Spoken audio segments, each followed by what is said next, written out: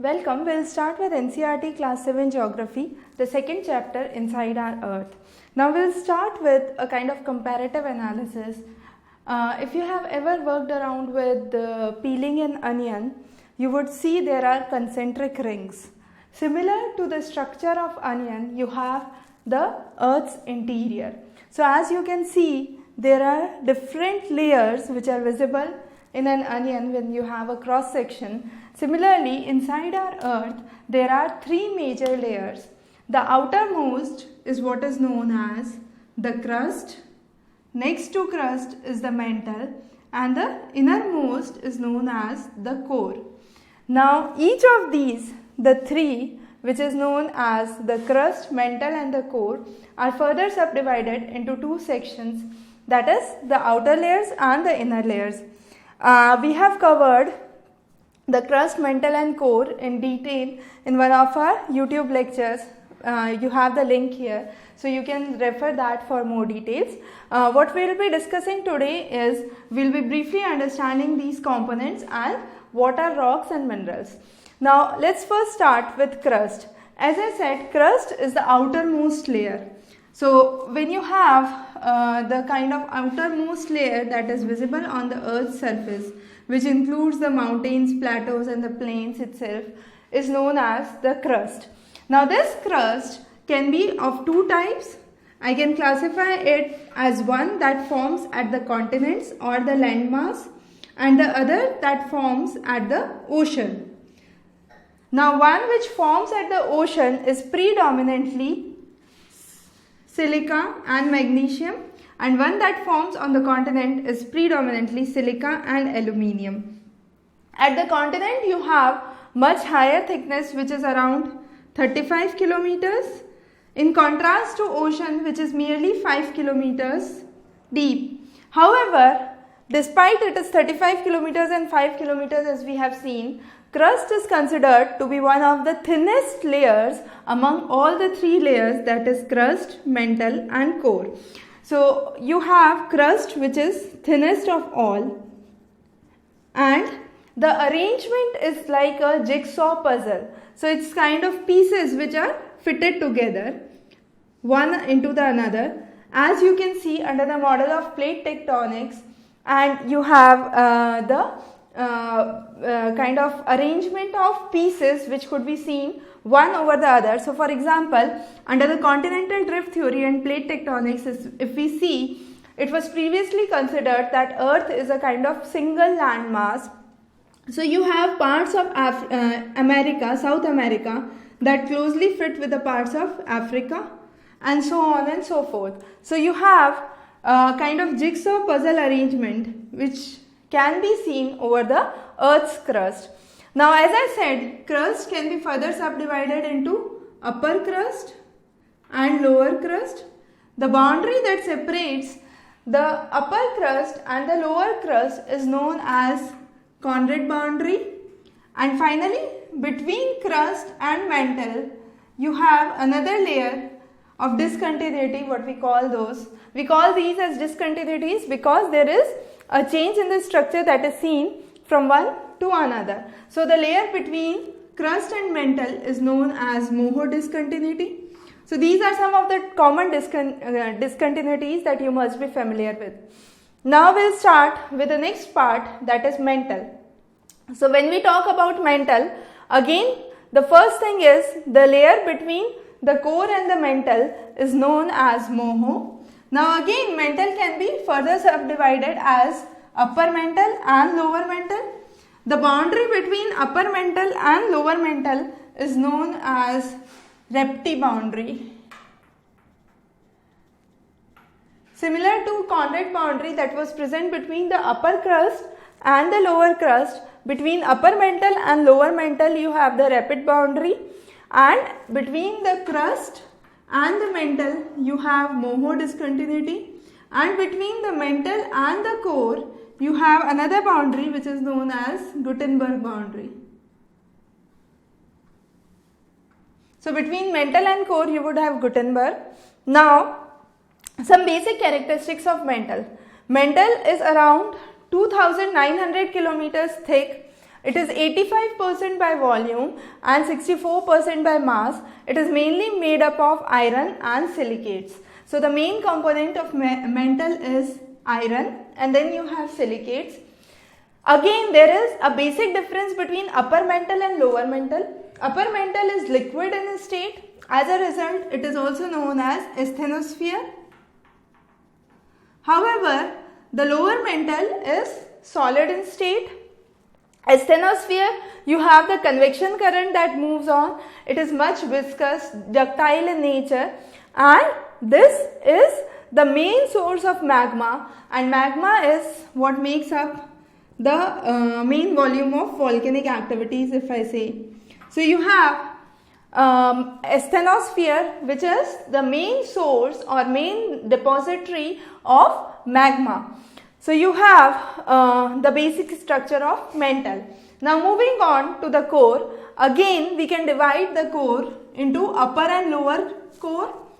The upper and lower core is again differentiated by a discontinuity which is known as Lehman discontinuity.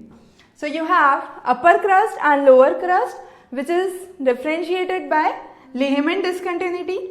Now the upper crust or the outer crust, what we call those, is liquid as compared to inner crust, which is solid. So you have inner crust which is extremely solid, but you have the upper crust which is liquid in nature. Now this liquidity is the main cause of the magnetic fields that are seen in the earth. So you have the north pole and the north magnetic pole and the south magnetic pole that is visible, and this liquid nature leads to the earth's magnetism. So the upper core is important. Now core is composed of Ni. So Ni stands for nickel and Fe stands for iron. So the core is mainly composed of iron and nickel. It occurs at very high temperature and pressure. It contributes to 15% of the earth's volume and 32.5% of the earth's mass. And as we move inside from crust to core, you have the pressure and density that increases towards the center of earth. Now we have talked about the earth and the interior. Let's move on to what are rocks and how they are formed. Now rocks are present on the earth crust, and in simple terms, if I want to define rocks, I can say they are natural masses of matter that makes up the outer crust or the upper crust of the earth.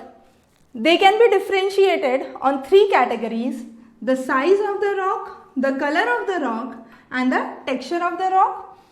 Again, based on these categories, we can define three primary types of rocks: the igneous, sedimentary, and metamorphic. We'll understand one by one in detail. Now the first rock is the igneous rock. This igneous rock is a result of volcanic activity. So you have volcano that flows out, and once this magma which is flowing out solidifies here, it would be known as the igneous rock. These igneous rocks are also known as primary rocks. And again, the most important factor here is to understand these igneous rocks could be of two types. They are either intrusive or extrusive. As the name suggests, intrusive means they cool inside the earth's surface, so they are not visible on the earth crust. So they cool very slowly, they form larger particle size, and a common example of this is granite, which is found inside the earth crust. However, there are certain rocks which come onto the surface, and these deposit on the surface, but they come out to be very fast, and they are known as fine grained. They are kind of fine grained rocks that could be seen. They are, a common example is basalt. You can see basalt in Deccan Plateau. So that is what is known as the igneous rock. So we have understood what is the igneous rocks, how they are formed, the common examples, that is granite and basalt, and a basic classification for igneous rocks, that is it's of two types: intrusive, which is inside the earth, and extrusive when it comes over the surface of the earth. The next rock is pretty interesting, which is known as sedimentary rock. Now what happens is, when you have particles that flow on with the river, you have small particles that deposit towards the sides of the river, or when you say there is a wave action or a wind action, you have small depositions that occur along the periphery of the agent with which they are moving. As a result, they are kind of deposited. For example, sandstone is a common sedimentary rock that is seen, and this sandstone is made from sand commonly seen in the desert areas. Now, red fort in India is a common example when we say it is made up of red sandstone. Now, since it is flowing with the agent, which can be water, wind or waves, any of the agent, it would include debris, and it would also include kind of animal and plant fossils that could be seen. So, fossils and debris is another important constituent of the sedimentary rocks that are seen. The next is a metamorphic rock. Now, when both the igneous rock and the sedimentary rock under high heat and temperature, they are compressed for a longer duration, what happens is the formation would result into a metamorphic rock. So, metamorphic rock, I can say, is a resultant from either igneous rocks or sedimentary rocks when they are laid under high temperature and pressure. A common example is clay being converted into slate. Now, this slate is an example of metamorphic rock, and limestone getting converted into marble, which is again an example of metamorphic rock. Again, a common structure which is visible with marble, that's white marble, is Taj Mahal. So, Taj Mahal is made up of white marbles from Makrana in Rajasthan. Now, all these three rocks we have discussed, but there is a kind of cycle that operates. We have discussed that cycle in a separate lecture that you can refer. Now, let's understand this in brief. So, you have a volcano that erupts out here, and you have solidification of magma. This solidification leads to formation of igneous rocks. Now, when this igneous rocks is formed, over time there is breaking up, or from the agents of weathering and erosion, you have breakup of the rock that occurs, and you have formation of sediments. Now, these sediments, when keep on depositing, forms the sedimentary rock.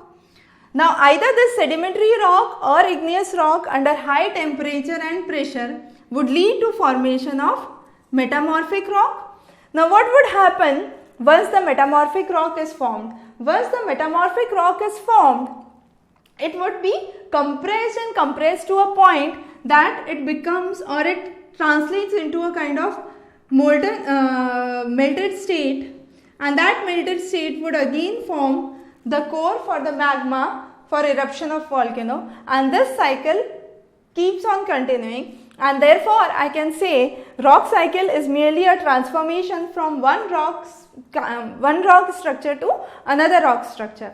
Now, when we are clear about rock structure and rock cycle, what we must know are the minerals.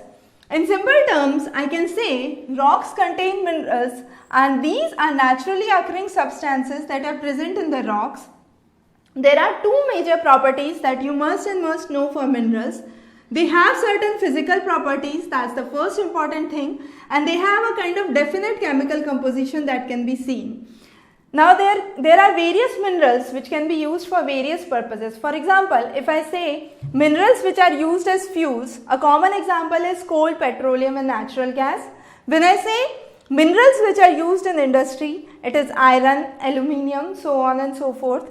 When I say minerals which are used for medicines or fertilizers, it can be phosphorus, magnesium, and then you have calcium, which is used mainly in the medicines. So, these are some of the common minerals that are used, and we have talked about the minerals and their applications. And the two important properties of the mineral, first of all, they have certain physical characteristics or physical properties and a definite chemical composition that can be seen for the minerals. So, with this we cover the second chapter, that's Inside Our Earth. We will be covering the subsequent chapters in the next lectures. You can subscribe to our channel for further updates. Have a good day ahead.